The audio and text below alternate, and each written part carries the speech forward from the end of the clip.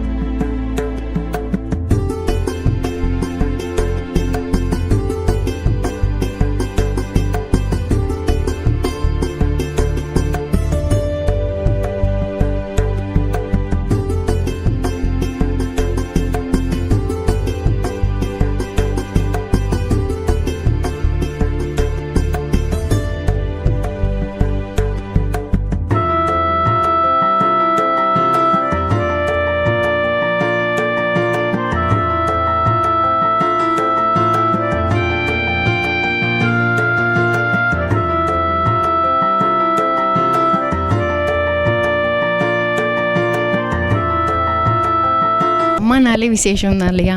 அம்மானாலே விசேஷம் அப்படிங்கும்போது அம்மாவும் அப்பாவும் அப்படிங்கும்போது விசேஷமாக இருக்கும். அப்படி இருக்கும்போது நம்ம சிவனும் சக்தியுமாக இருக்கிற ஸ்தலங்கள் ஏகப்பட்டதை நம்ம பார்த்துருப்போம். இன்றைக்கி சக்தியா, விஷ்ணுவா, துர்கையா அப்படி பல நாமங்கள் கொண்டு இருக்கிற அந்த துர்க்கை அம்மனை இன்றைக்கி நம்ம பார்க்க வந்திருக்கோம். அந்த துர்க்கை அம்மனுக்கு என்ன விசேஷம் அப்படின்னு பார்த்திங்கன்னா, அவளோட அண்ணனாக கருதப்படுற அந்த நாராயணன் தான் பார்க்கடலில் சயனத்தில் இருப்பார். நம்ம எல்லாருமே கேள்விப்பட்டிருப்போம், பார்த்துருப்போம், எல்லா ஸ்தலங்கள்லையும் பார்த்துருப்போம். நின்ற கோலத்துலேயும் சயன கோலத்துலேயும் பெருமாள் காட்சி தர மாதிரி அண்ணனுக்கு நானும் சலிச்சவ இல்லைன்னு சொல்லி அவரோட தங்கச்சியான துர்காதேவியும் இன்றைக்கி இந்த ஸ்தலத்தில் சயன துர்கையாக நம்மளுக்கு காட்சி கொடுத்துருக்கா அப்படின்றதே ஒரு பெரிய விசேஷமாக நம்ம இந்த கோவிலில் பார்க்குறோம். நம்ம பார்த்துட்டு இருக்கிறது சயன துர்கை.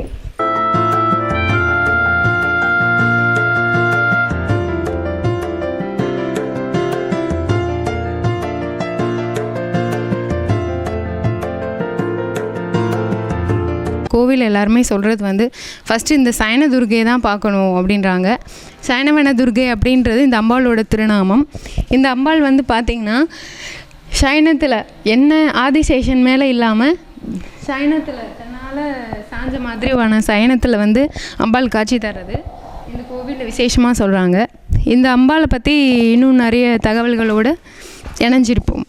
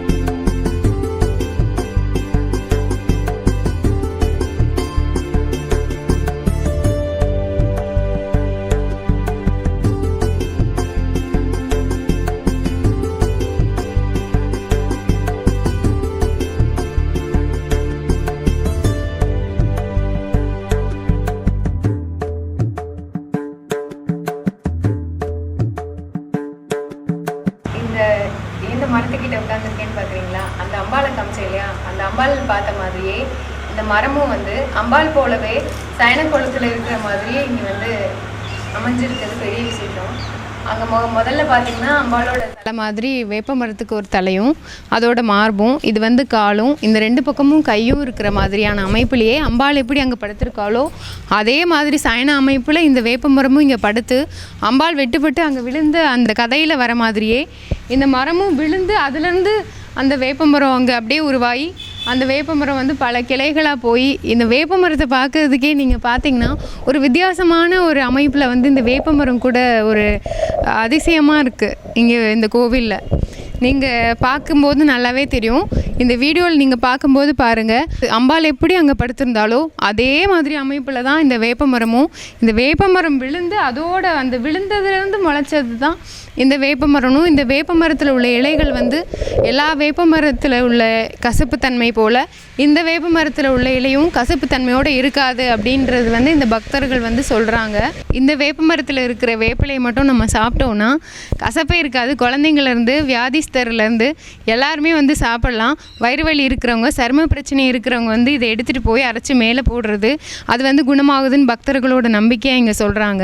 இந்த வேப்ப மரத்தையும் ஒரு சேர வந்து இந்த கோவிலில் தரிசனம் பண்ணிட்டு போகிறவங்களுக்கு குழந்தை பாக்கியம் இல்லைன்னா குழந்தை பாக்கியமும், கல்யாணம் ஆகாதவங்களுக்கு கல்யாண பாக்கியமும் இந்த அம்பாலும் இந்த வேப்ப மரமும் கொடுத்து அருள்றதா இந்த பக்தர்கள் வந்து ரொம்ப நம்பிக்கை வச்சு சொல்கிறாங்க. அது உண்மையாக நடந்த கதையாகவும் சொல்கிறாங்க. உங்கள் வியாபாரத்தை இன்னும் மேம்படுத்த விளம்பர வண்டி தேவைக்கு எங்களிடம் அணுகவும் 9443554244.